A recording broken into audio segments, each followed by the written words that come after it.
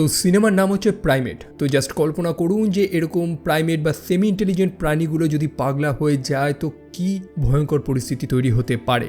গল্পের শুরুতেই একটা ছোট ইনফরমেশন আমাদের দিয়ে দেয় যে প্রথম হাইড্রোফোবিয়ার কেস রেকর্ড করা হয়েছিল প্রায় 2300 BC-তে।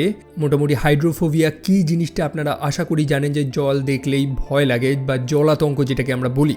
এই রোগে আক্রান্ত প্রাণীরা অ্যাগ্রেসিভ হয়ে যায়, অনেক ভায়োলেন্ট হয়ে যায়। 48 ঘন্টার মধ্যে কোনো ট্রিটমেন্ট না হলে তাকে ঠিক করা সম্ভব না। এবং বর্তমানে এই রোগটাকে আমরা কী নামে চিনি? রেবিস, অর্থাৎ যেটাকে ল্যাটিন ভাষায় পাগল বলা হয়।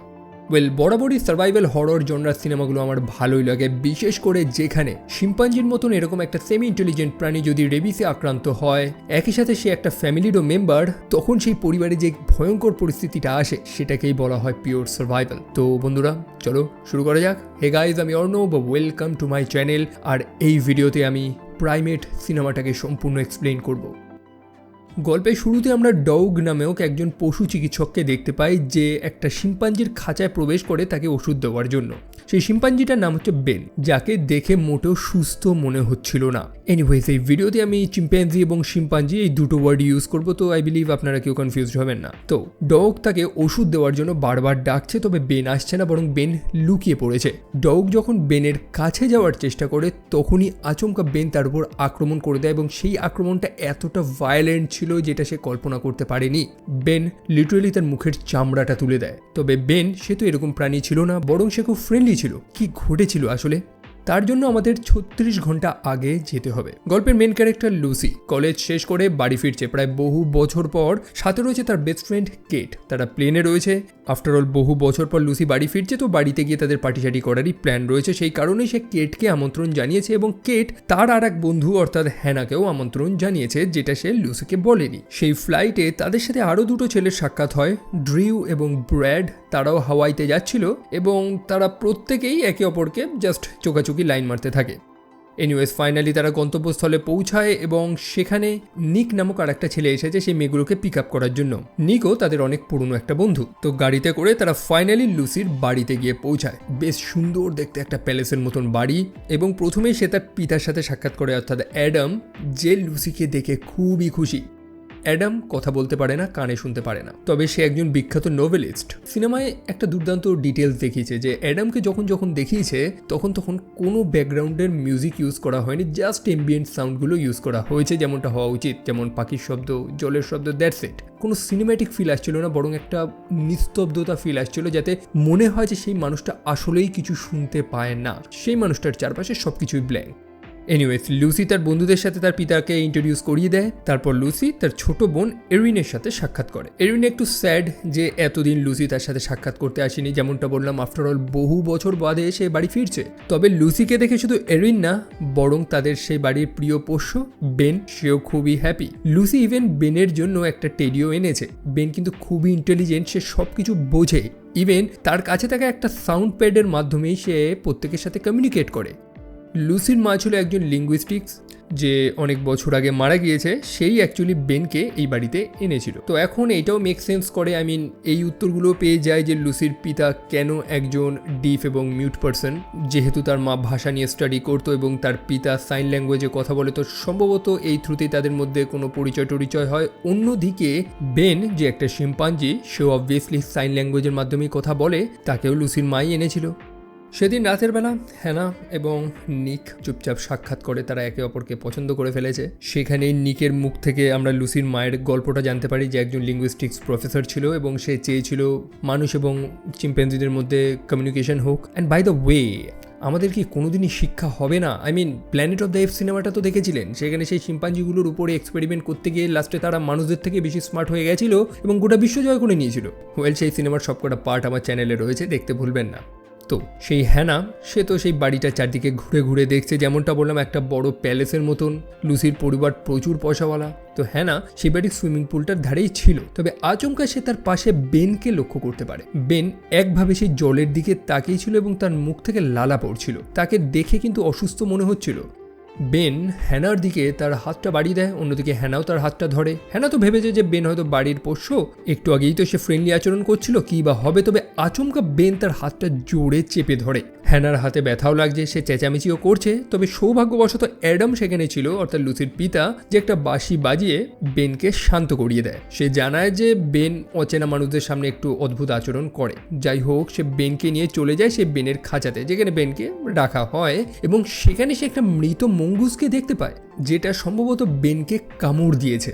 যাই হোক, অ্যাডাম তখন সেই মৃত মঙ্গুসটাকে নিয়ে সেখান থেকে বেরিয়ে যায় এবং সেই খাঁচাটাও অবভিয়াসলি বন্ধ করে দেয়। তারপর অ্যাডাম সেই ঘটনাটা তার মেয়েদের জানায়। সে জানায় যে সেই মঙ্গুসের মৃতদেহটা সে পাঠাচ্ছে টেস্টিংয়ের জন্য। অন্যদিকে একজন পশু চিকিৎসককেও সে ডাকছে, অর্থাৎ ডগকে, যে বেনের সেই খাঁচাটা এবং তার ক্ষতস্থানটা ঠিকঠাক করে দেবে এবং তাকে একটা অ্যান্টিবায়োটিক্স দিয়ে দেবে, ততক্ষণে যাতে বেনের খাঁচাটাকে ওপেন না করে।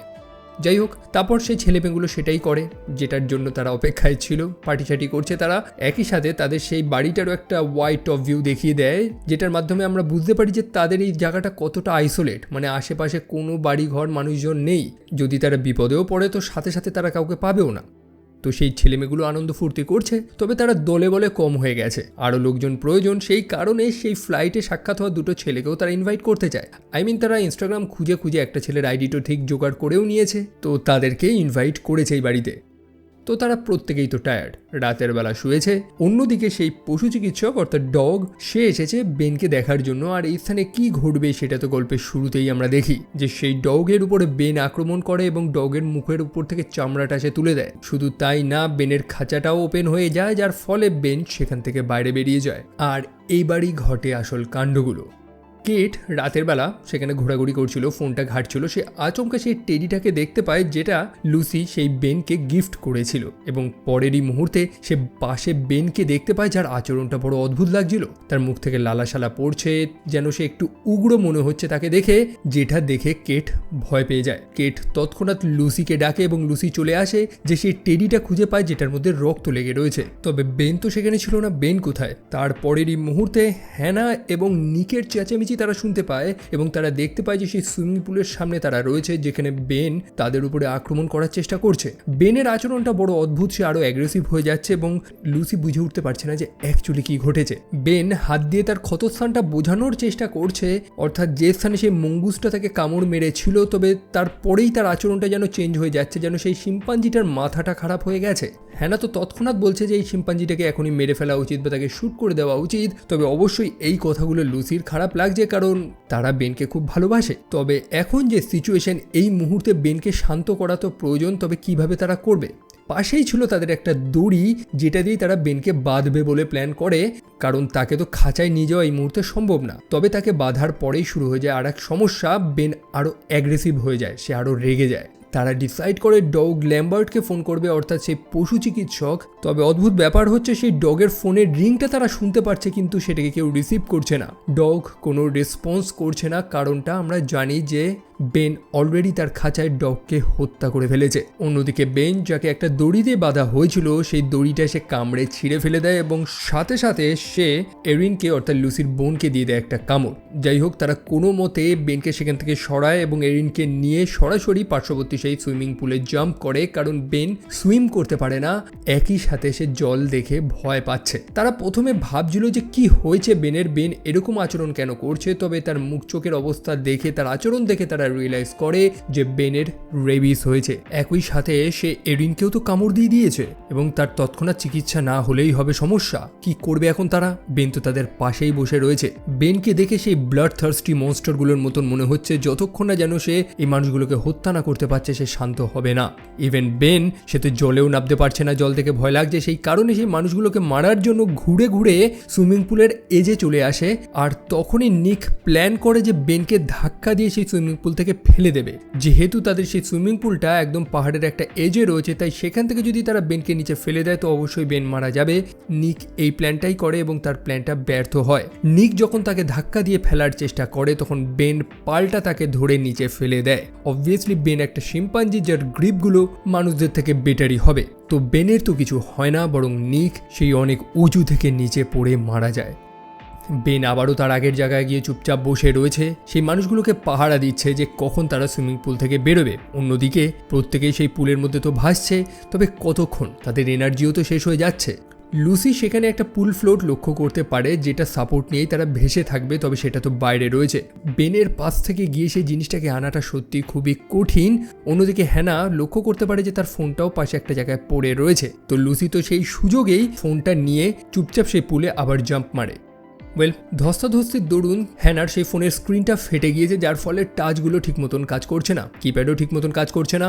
সেই কারণে যে তারা কোনো একটা নাম্বারে ফোন করবে বা এমার্জেন্সি নাম্বারে কল করবে সেটাও সম্ভব হচ্ছে না। তাই বাধ্য হয়ে হ্যানা তার রিসেন্ট নাম্বারে কল করে। রিসেন্ট নাম্বার বলতে সেই ছেলেগুলো যাদের সাথে তাদের সেই এয়ারপোর্টে সাক্ষাৎ হয়েছিল। এখন হ্যানা যে তাদের কিছু বোঝাবে যে তারা বিপদে ফেসে রয়েছে, তবে সেই ছেলেগুলো তো কিছু শুনছে না। ছেলেগুলো এক জায়গায় পাটিসাটি করে বেড়াচ্ছে। তবে অন্যদিকে হয়েছে আর এক কাণ্ড।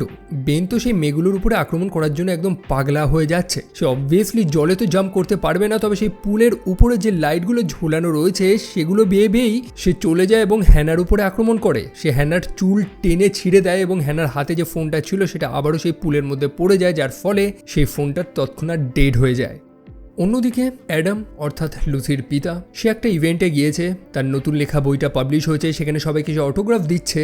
সেই মুহূর্তে ভেট থেকে তার একটা ফোন এসেছে। সেই যে মরা মঙ্গুসটা সে টেস্টের জন্য পাঠিয়েছিল সেটারই রিপোর্ট চলে এসেছে এবং তারা জানায় যে সেটার মধ্যে তারা রেবিস খুঁজে পেয়েছে। অ্যাডাম তো একটু কনফিউজড হয়ে যায় যে এই সম্পূর্ণ হাওয়াইতে কোনো রেবিস তো নেই, তাহলে কি টেস্ট রিপোর্ট ভুল আসলো?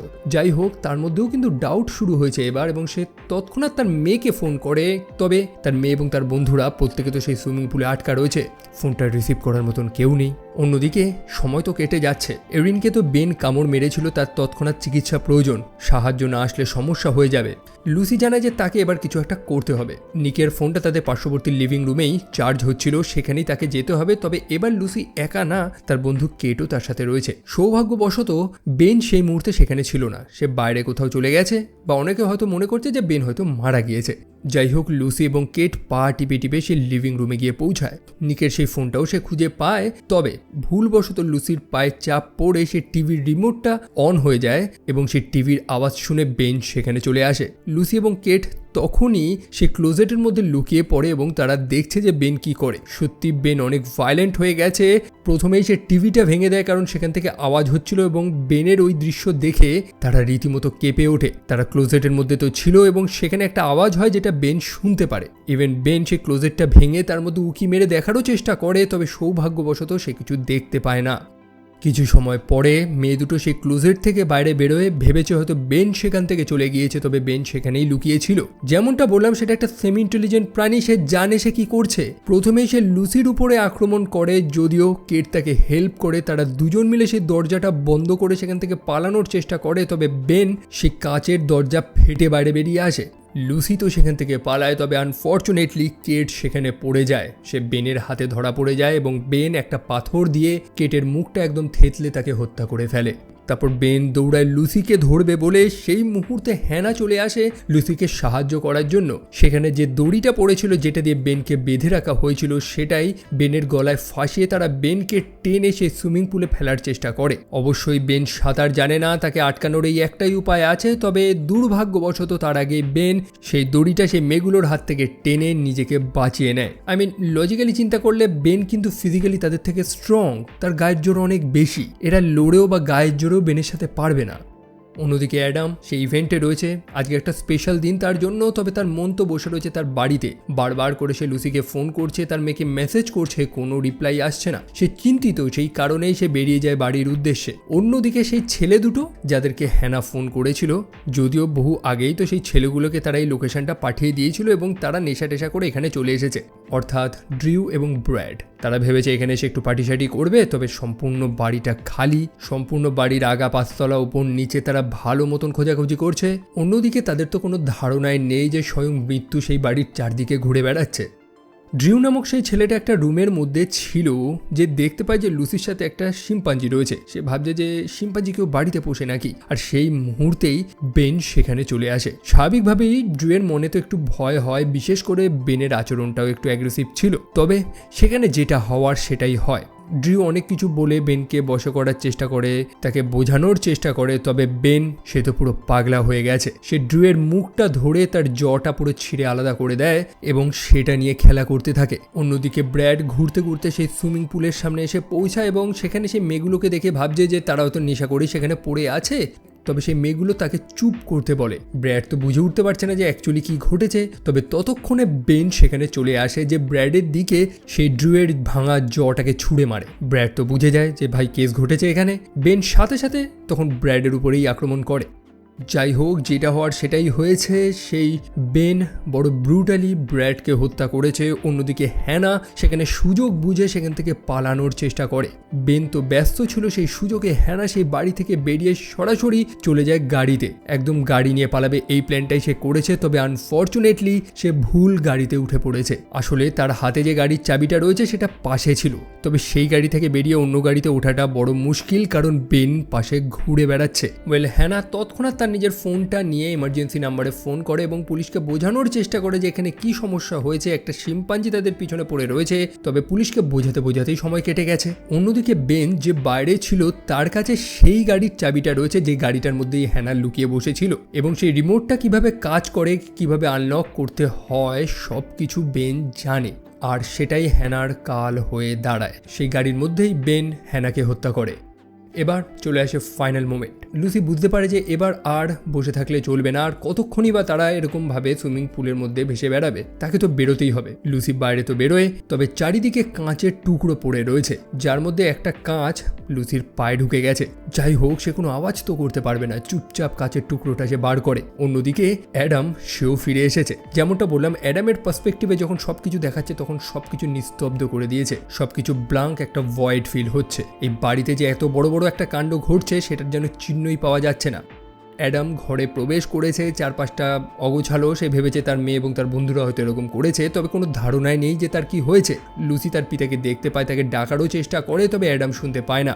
বরং বেন সেখানে চলে আসে যে লুসির উপরে আক্রমণ করে। আর এবার লুসিকে বাঁচানোর জন্য তার আহত বোন অর্থাৎ এরিন সে চলে আসে। তবে যে কথাটা আপনাদের আগেও বলেছি, তারা বেনের সাথে হাতাহাতি লড়ে পারবে না। মোটামুটি সেখানে একটা ইঁদুর বিড়ালের খেলা হচ্ছে। যেভাবেই হোক তারা বেনকে অ্যাভয়েড করার চেষ্টা করছে।